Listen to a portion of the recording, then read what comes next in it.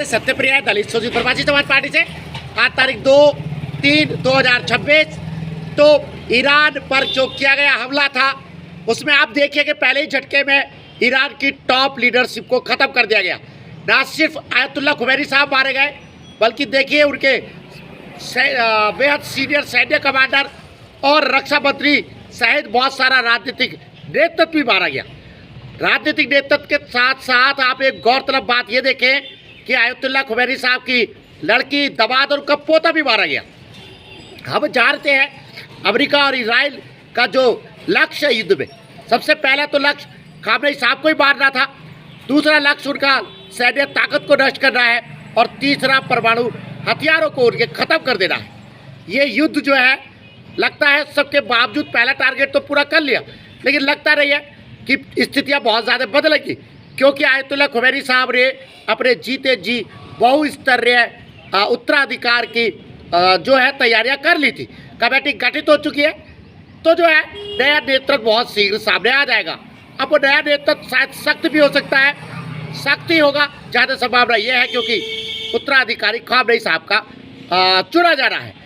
इस युद्ध से सारी दुनिया में तनाव है, पूरी पश्चिमी एशिया में तनाव है और अर्थव्यवस्थाएं जो है भयावह जो है रूप से अस्थिर होने के लिए तैयार है, क्योंकि इस युद्ध से जो 70 रुपये लीटर का बैरल का तेल था वो अब 90 और 100 तक जा सकता है, जो सारी दुनिया की चिंताएं बढ़ा रहा है। लेकिन एक बात मैं ज़रूर सोचता हूँ कि इससे पहले भी जून 25 में जो हमले हुए थे इजराइल के, उसमें भी देखिए पहले झटके में टॉप के सैन्य कमांडर इजराइल ने मार दिए थे। आज भी देखिए युद्ध के पहले ही चरण में ईरान का टॉप सैन्य और राजनीतिक कमांडर जो है सैन्य नेता तो मार दिया गया। मैं सोचता हूँ कि क्या ईरान जो है सिर्फ अपना शीर्ष नेतृत्व मरवाने के लिए युद्ध करता है?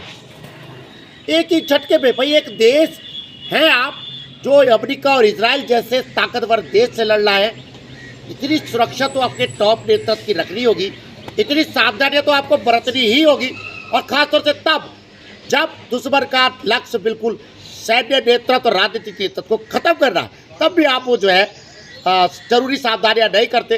बड़ा सोच का और शोध का विषय है। दोस्तों, शीर्ष शासन धरना आप जानते हैं लगातार जारी है। जनहित याचिकाओं के लिए मैं एक बार फिर दोहरा दूँ, जनहित याचिका स्कूली शिक्षा में जाति सूचक शब्दों में कड़ाई से रोक, अम्बेडकर जी को आधिकारिक राष्ट्रपिता घोषित किया जाए, गौतम अदानी, मुकेश अंबानी और रतन टाटा जी को भारत रत्न दिया जाए। यूट्यूब चैनल आप जानते हैं सत्यप्रिया सक्सेना के नाम से है, लगता है बढ़ाइएगा, सब्सक्राइब कीजिएगा। देखिए ये युद्ध सारी दुनिया को तनाव और अर्थव्यवस्था के गहरे असंतुलन में झोंक रहा है। अब तो चाहेंगे सीट से सीट ये युद्ध विराम हो और शांति वार्ता की पहल की जाए, ताकि सारी दुनिया में शांति लौट सके। आप सभी लोगों को हार्दिक शुभकामनाएं होली की। धन्यवाद। इसी के साथ धन्यवाद, नमस्कार।